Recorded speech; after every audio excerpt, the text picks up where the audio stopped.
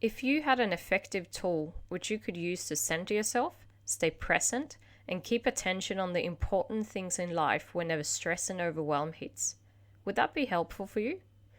In this article, I'm going to take you on a journey starting with how I discovered that breathing is a useful tool for lowering stress and, in my case, fear.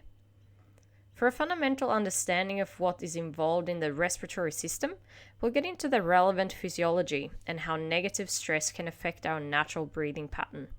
We'll look at common abnormal breathing patterns before moving into the physical, emotional, and mental benefits of deep breathing. This article would not be whole unless we touched on the use of breathing in spiritual and contemplative traditions, and of course, how we can change the way we breathe. My hope is that you, by the end of this article, have realized the importance of breathing and how it can be used as a tool against overwhelming physical, emotional, and mental stress.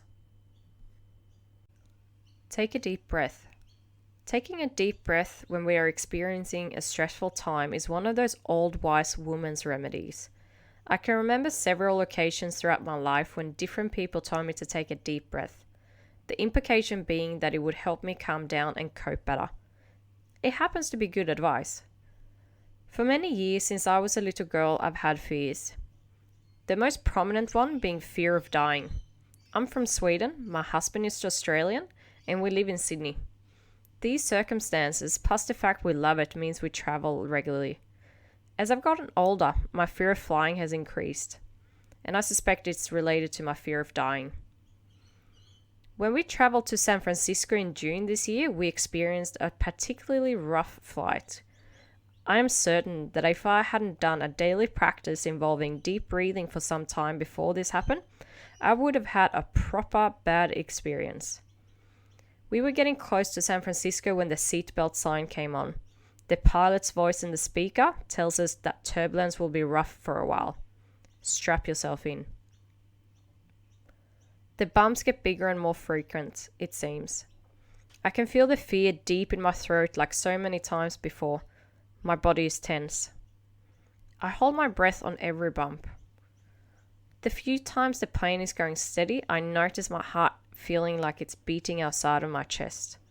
My breathing is on par with the rate during a high-intensity interval training. A voice in my head speaks to me. Do the fundamental breath.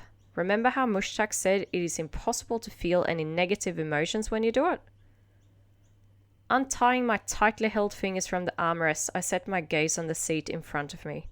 I breathe. I practice what I always do. Slowing the exhale, keeping the belly relaxed on the inhale without tensing my chest or staggering the flow. It is okay in the intervals between the big bumps, but once the turbulence hits for real, I need logic and force to stay focused on that breathing. Just because it's turbulent doesn't mean that we are in danger. I'm much more likely to die in a car accident than in a plane accident. Breathing in, breathing out, pause. Breathing in, breathing out, pause. I am fully immersed in the breathing. It is smooth and slow. I can feel the air softly filling my lungs. And bam! The air hostess puts the tray with food down on the table in front of me. I am back. There was no turbulence anymore. I had no concept of time. I didn't know how long I had focused on my breathing for. At that moment, I knew I had experienced something different. I had managed to enter the space Mushtaq was talking about, the place of no negative emotion. I understand why many contemplative traditions center the practice around breathing.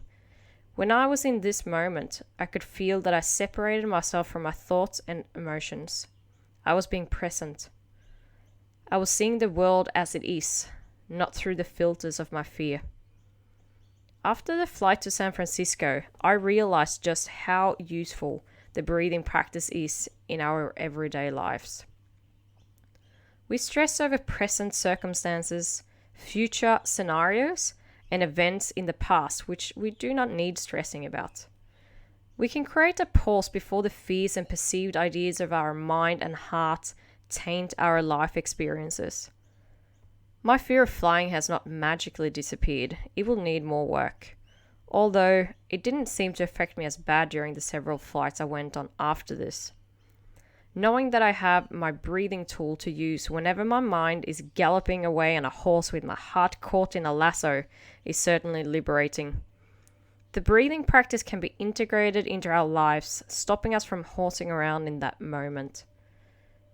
To understand the long-term benefits of having a breathing practice, we first need to learn a few things. Breathing, a fundamental function of the human body. Normal respiratory rate is between 12 and 20 breaths per minute for an adult. That is between 17,280 and 28,800 breaths per day. Knowing this piece of trivia will perhaps make it easier to appreciate the impact breathing has on us humans, as well as how we are as humans.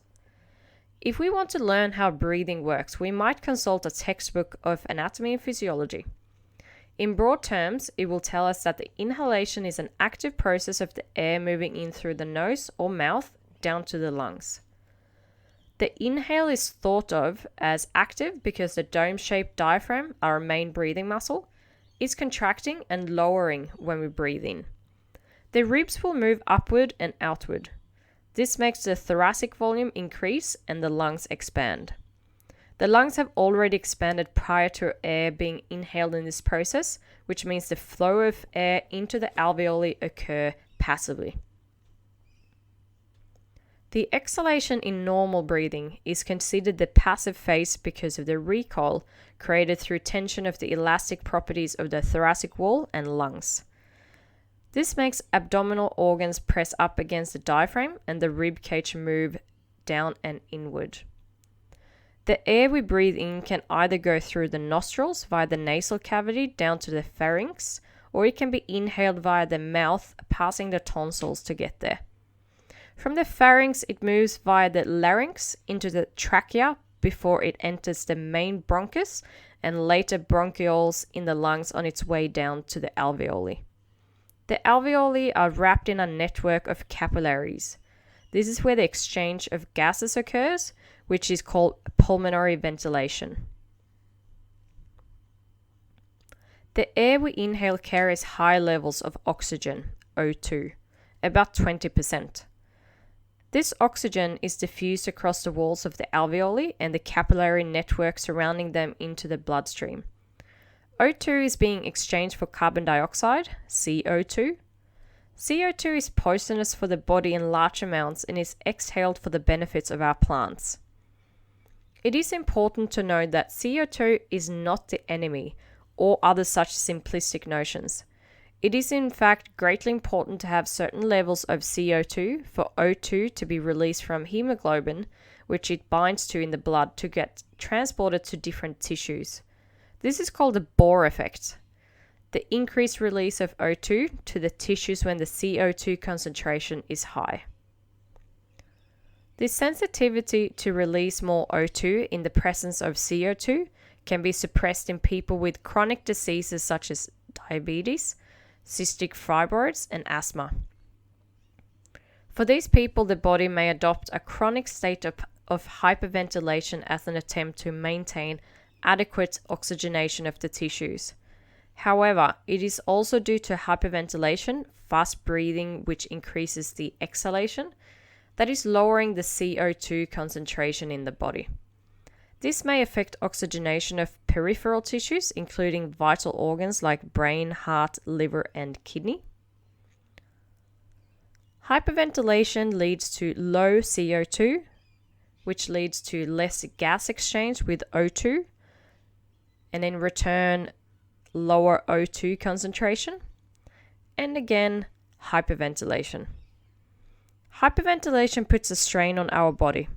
However, it is important to know that thanks to the bicarbonate buffer system, the pH will not fall out of its normal range. If the blood pH falls out of its normal range for an extended period, it is a serious medical problem. Pulmonary ventilation is one of those factors that regulate the body's internal pH levels, keeping the balance between acid and base. When we get into poor breathing patterns later, it is important to remember that even in these cases, your blood pH will be firmly regulated. The normal way of breathing can be distorted to default hyperventilation. On the other hand, humans have a particularly neat physiological trick up their sleeve. Unlike many animals walking this earth taking one breath per stride, humans can consciously control the rate of their breathing. We can consciously choose to breathe in different ways. This is a unique feature only a limited number of mammals can do, including cetaceans like dolphins and whales. And I wonder if our ability to consciously control breathing has any links to it being the primary practice in contemplative work. Stress. 3 forces, 3 stages, and 2 systems. Homeostasis is the function of the body which aims to keep a physiological state of calmness. For example, staying within a pH or temperature range that is just right for that area of the body is crucial for it to function optimally. It is the Goldilocks principle. Like I mentioned earlier, if the pH drops or increases past the range for optimal function in an area, you are in serious trouble. Chronic stress could be one such thing that constantly challenges homeostasis. When the body is stressed, it produces stress hormones, increases heart rate, and favor shallow, rapid breathing. This forces the body to work hard to bring it back to a stable state where homeostasis is within its optimal range. Quote, "Stress is defined as a process in which environmental demands strains an organism's adaptive capacity, resulting in both psychological demands as well as biological changes that could place a risk for illness." Unquote. Just enough stress, or lagom, as we would say in Sweden, is necessary for growth of the human body. Hans Selye, one of the pioneers in research on stress, stressors, and how it affects us humans, called this type of stimulus eustress, eu meaning good. On the other side of the spectrum, he named the negative stress de-stress. De-stress is a state where a person is unable to fully adapt to stressors, resulting in maladaptive behaviors like aggression, passivity, and withdrawal. As things come in threes, the third force, neutral in nature, is called eustress. This is a stimulus, information, or sensory perceived as unimportant or inconsequential. In 1950, it was posited by Selye that there is an integrated syndrome of closely interrelated adaptive reactions to non-specific stress itself, termed the general adaptation syndrome. This, he said, have 3 stages that are called the Elan syndrome, the stage of resistance, and the stage of exhaustion. Our body has a nervous system called the autonomic nervous system that regulates unconscious and bodily functions such as respiratory rate, heart rate, and digestion. It has 2 main branches, the sympathetic, called fight, flight, or freeze system, and the parasympathetic, often called rest and digest system, which are involved in the general adaptation syndrome. In the alarm stage, the body reacts to the stressors via the fight, flight, or freeze response. The sympathetic nervous system is mobilizing to deal with the perceived threat. Having several nights of poor sleep, putrid interactions with the boss, or fighting for your life in a ditch in a third world country will put the sympathetic nervous system under persistent stimulation. In the resistance stage, the parasympathetic nervous system is saddling up to bring the physiological functions back to normal. The body's resources are fighting to bring back homeostasis. If the stressors continues to strain the body beyond its capacity, you'll hit the exhaustion stage. This is what we call chronic stress. The body is now vulnerable to disease and death. During the 60s and 70s, Herbert Benson performed a series of studies. He discovered that there is a way to mitigate the negative consequences of de-stress. The answer? The relaxation response. This phenomenon describes how a person moves from a stressful state to a state of well-being. Benson's study suggested that several techniques, already well-known techniques, elicits the relaxation response. The list is not all that surprising. It includes deep breathing, meditation, guided imagery, Tai Chi, Qigong, and yoga. The physiological benefits from these types of techniques would see a decrease in respiratory rate, heart rate, and muscle tension. We will investigate this further later in this article. To measure the imbalance in the autonomic nervous system between the sympathetic and the parasympathetic nervous system, we can use heart rate variability. This variability is a measurement of the variation in between each heartbeat. A very regular heartbeat on the scale of microseconds indicates greater sympathetic dominance. If a person has a low variability, it means they are not doing a great job with changing states and shifting between the two nervous systems. Spending more time on the fight, flight, or freeze side of life. People with low variability have been associated with worsening depression or anxiety and an increased risk for cardiovascular disease and death. On the other hand, when a person has a high variability, it is a sign of a healthy nervous system, showing flexibility and resilience to stress. Lucky for us, we have a vagus nerve in our body, the 10th cranial nerve. This is the main nerve of the parasympathetic nervous system, known to modulate stress responses. Stimulating the vagus nerve will promote secretion of the neurotransmitter acetylcholine, also called vagus stuff, which in turn slows down heart rate, making us calm and alert. Activity of the vagus nerve can also be measured by heart rate variability and heart rate. Perhaps the best way to understand this is to contemplate something very physical and immediately tangible. The word strain defines something which has passed its current ability to adapt and withstand the stress imposed upon it.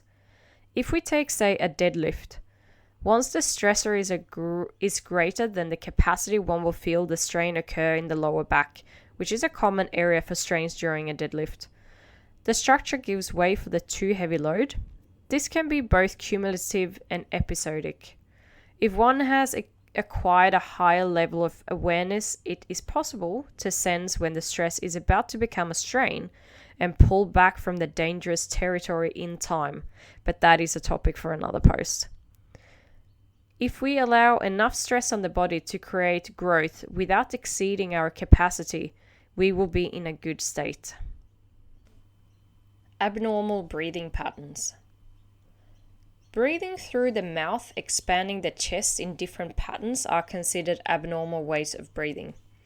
I have experienced some of these abnormal patterns at different times in my life, others I have observed in people around me. Through my teacher Mushtaq, I learned about the dysfunctional patterns of breathing. They may be familiar to you as well.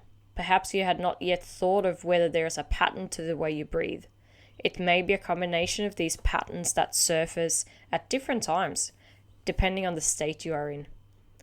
I should go on to share a few with you to make it easier to understand what to look for in these somewhat uncharted waters. The first one is hyperventilation breathing. This pattern has shallow, rapid breaths, approximately 20 breaths or more per minute. The diaphragm movement will be restricted, while the accessory muscles are being used in this pattern, and it is often related to shock, anxiety, or panic, which can make this habituated. The second one is clavicular breathing. This type of breathing pattern is seen by looking at the upper chest, which will raise and elevate. The abdomen won't really move, but the diaphragm may rise a bit. Air is often inhaled via the mouth, as these people can't get enough air in through the nostrils. Fatigue is likely a result of this breathing pattern, as there is not enough oxygen coming in. Pulmonary ventilation is minimal here. The third one is thoracic breathing. This is the typical chest breathing pattern that will enlarge the thoracic cavity through a partial vacuum of the lungs. Just like in the clavicular breathing pattern, pulmonary ventilation will be poor in these people and the abdominal movement minimal. The lower lobes of the lungs won't get enough blood in them as a result. Number 4 is paradoxical breathing. This is also called reverse breathing and is one type of breathing taught in the Taoist traditions. You can observe this pattern by looking at the abdomen, which will contract on the inhale and expand on the exhale, a reverse pattern to what most people experience when breathing naturally. If this has become a normal breathing pattern, it may have come from stress, shock, or fear. The 5th one is periodic breathing. This is a pattern of rapid shallow breaths, then holding of the breath followed by a heavy sigh. The rapid shallow breaths will blow off CO2, holding will redevelop it, and the sigh will start the cycle over again. This pattern may indeed also come from stress-related situations. The 6th and final is called hypoxic breathing. This breathing is what I have spent most of my training time doing.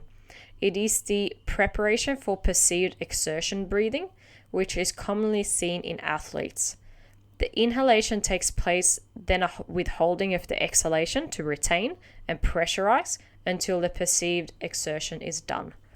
The pressure it creates will increase one's strength, the amount of force that can be delivered, and how much shock one can absorb. This is likely why, in my experience, it is common to see this pattern in the gym environment where people are aiming to lift heavy weights. This pattern quite likely leads to an increase in intrathoracic pressure, a rise in blood pressure, and a lowering of the oxygen content.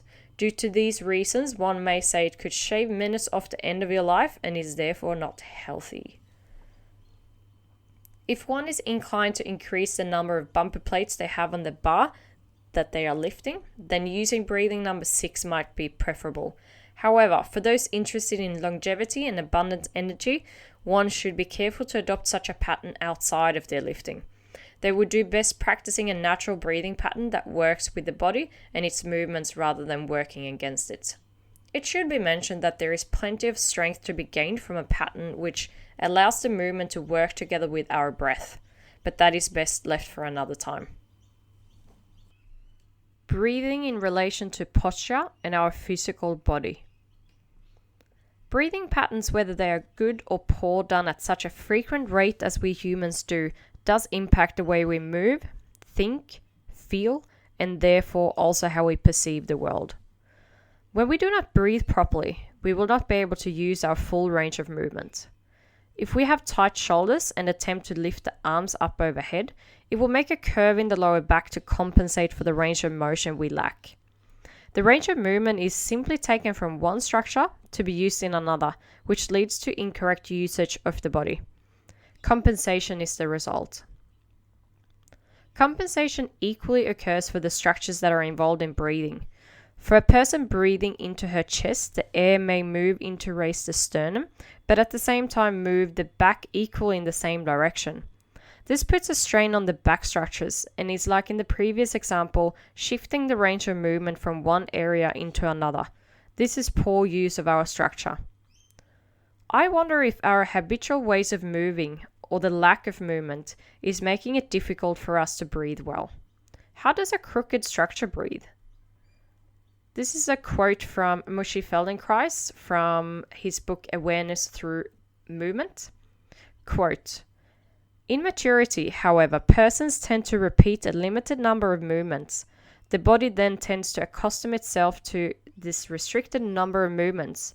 The skeletal structure adjusts to them, change as a result, and posture becomes crooked."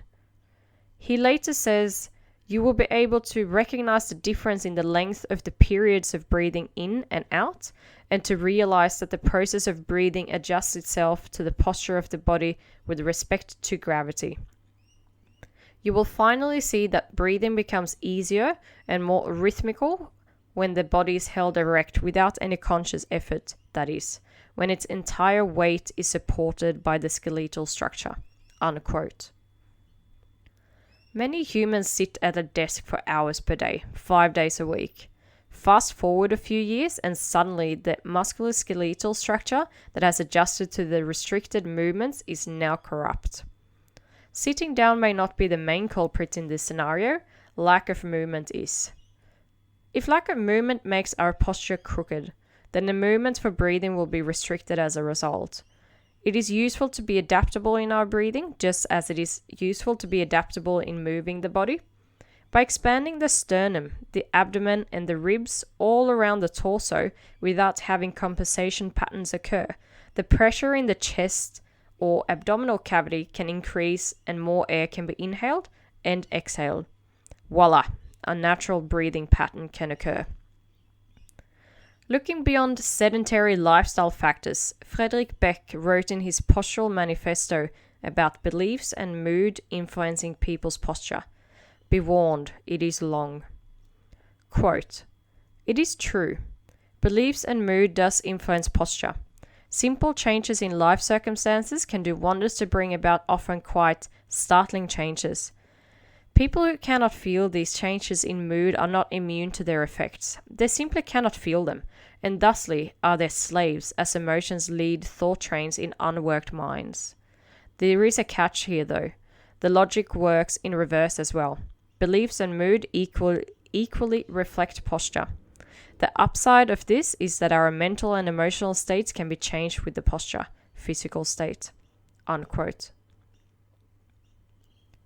I'm thinking about the times I've seen someone change their posture when being yelled at, hunching into a ball, keeping their arms tight to their chest, looking down to the ground. And likewise, how someone straightens their posture looking at the horizon after being praised. My intuition tells me that Fred is onto something.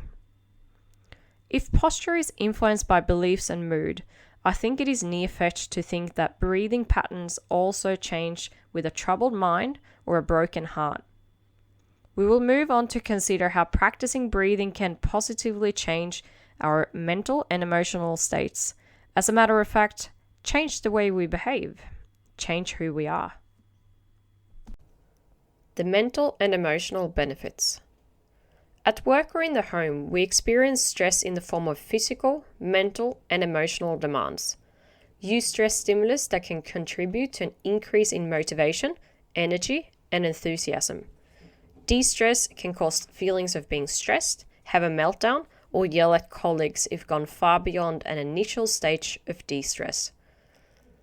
If a stress keeps straining the human beyond its capacity, over time it leads to chronic stress, which in turn contributes to a whole slew of disorders such as diabetes, obesity, certain cardiovascular conditions, ulcers, depression and anxiety, asthma, and more.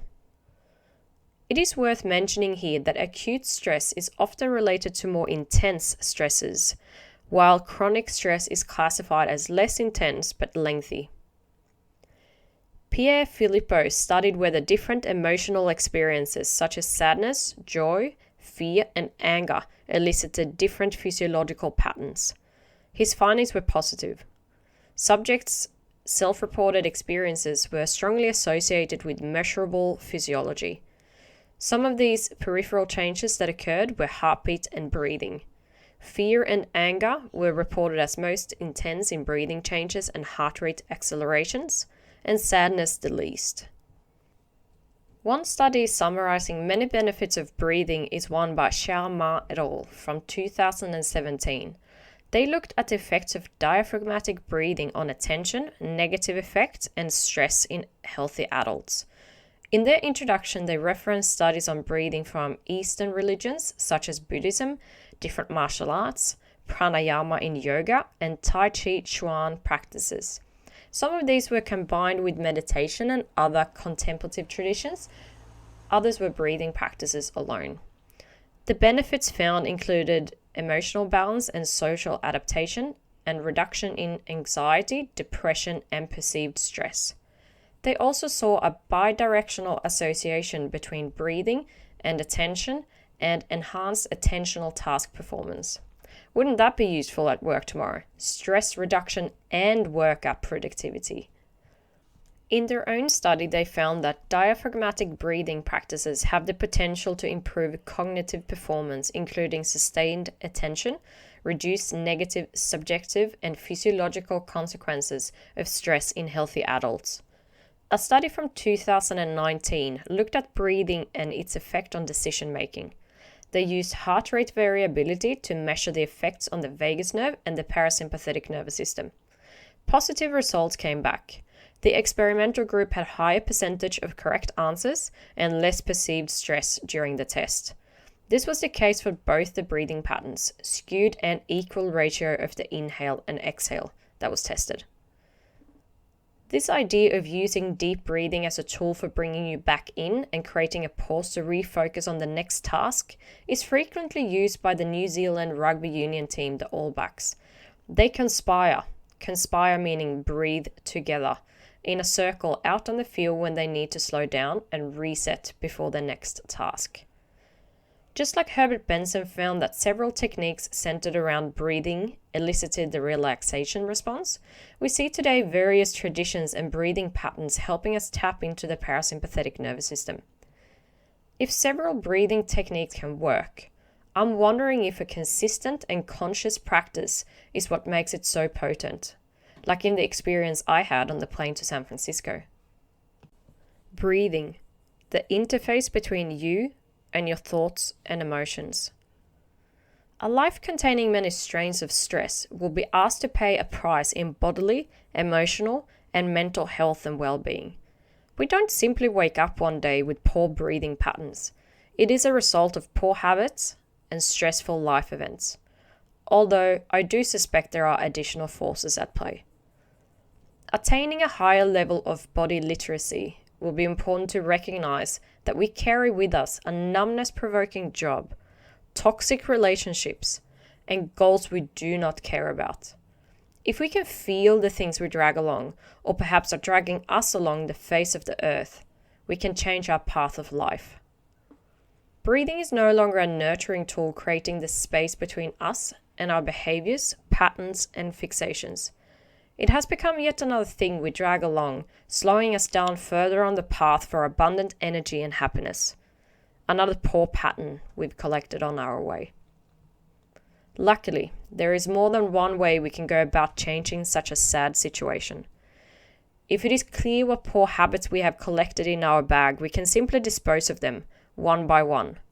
This may promote fundamental functions like breathing to take its natural course.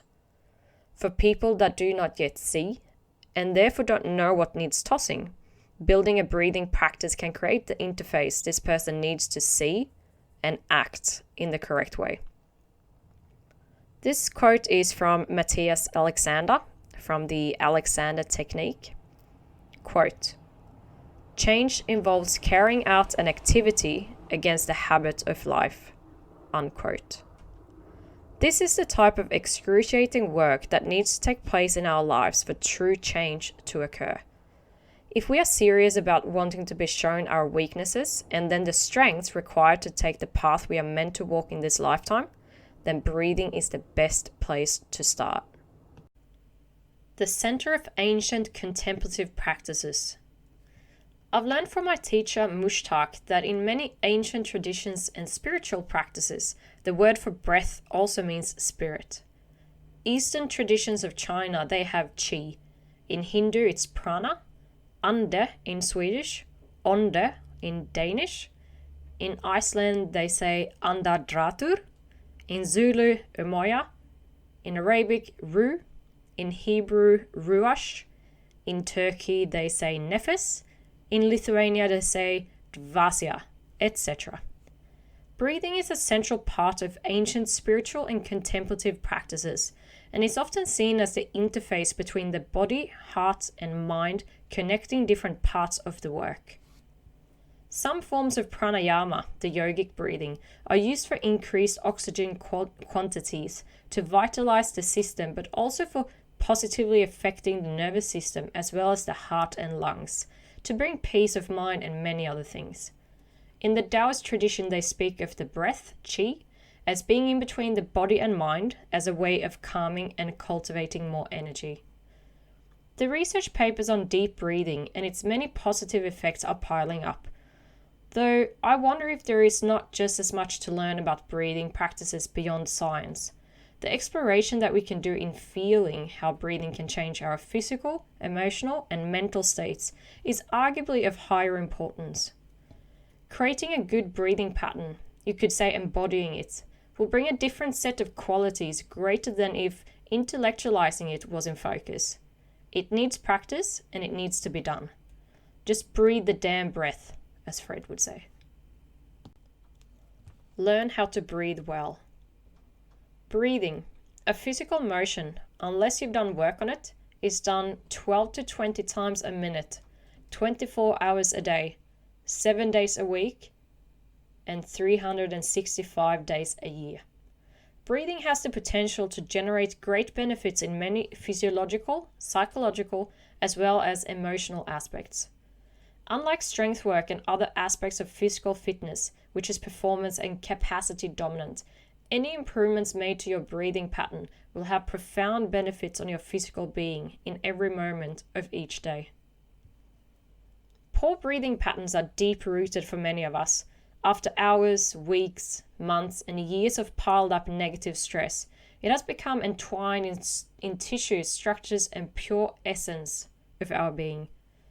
Much like my fear experience when flying. The first time I attempted a breathing exercise which had a specified count, I was out of breath after only a few breaths. I noticed that I couldn't keep the count as instructed without gasping for air. My brain was telling me I needed to breathe more frequently. Breathing through the nose, deep into the abdomen, was not an easy task.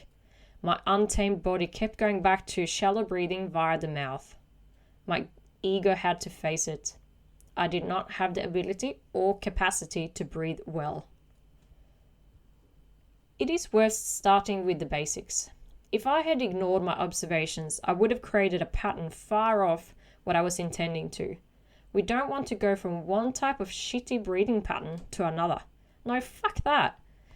Better it is for us to start with observing the breath by sitting down comfortably with the feet flat on the ground, hands on the thighs, with an extended spine.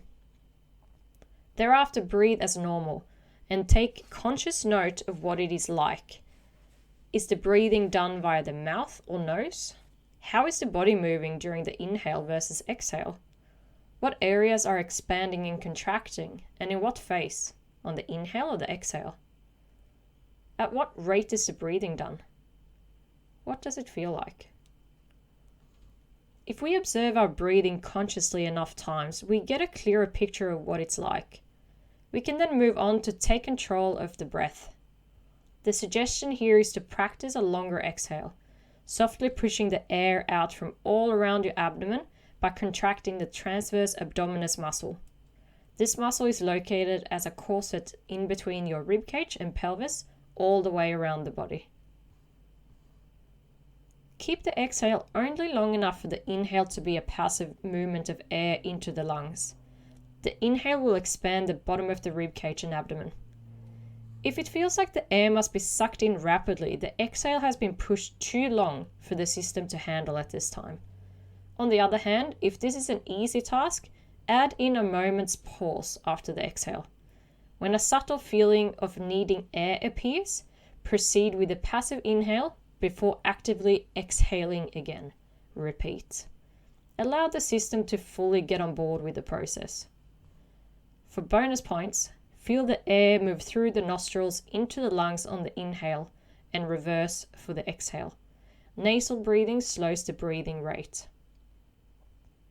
With these two phases, observing the breath and take control of the breath, we can favor breathing that stimulates the vagus nerve and parasympathetic nervous system. This will slow down our heart rate and increase heart rate variability. With time, your breathing will repattern. Shallow, rapid breathing sucked in through the mouth to the high chest area will no longer be your thing. Breathing deeper will improve your respiratory ventilation. As a result, your exhale and pause will get longer. With time, you'll find that chronic stress from projects at work or feeling inadequate compared to others on Instagram will no longer touch you.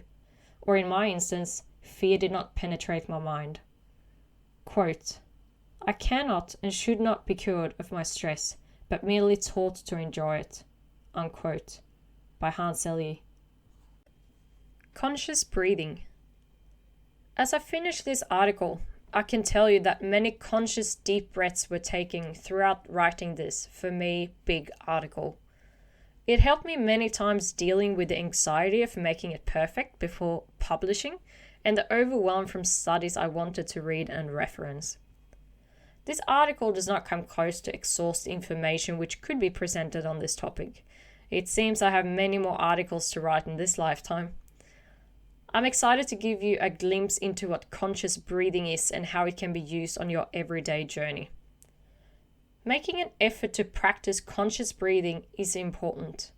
It may take some time to feel the bigger and widespread effects from it. Start practicing today. To finish, I'd like to express my thanks and gratitude to my teachers and friends, Mushtaq Ali Al-Ansari, Frederick Beck, Dave Wardman, and my husband Luke Tulloch for guiding me in life as well as in the process of making this article. Thank you.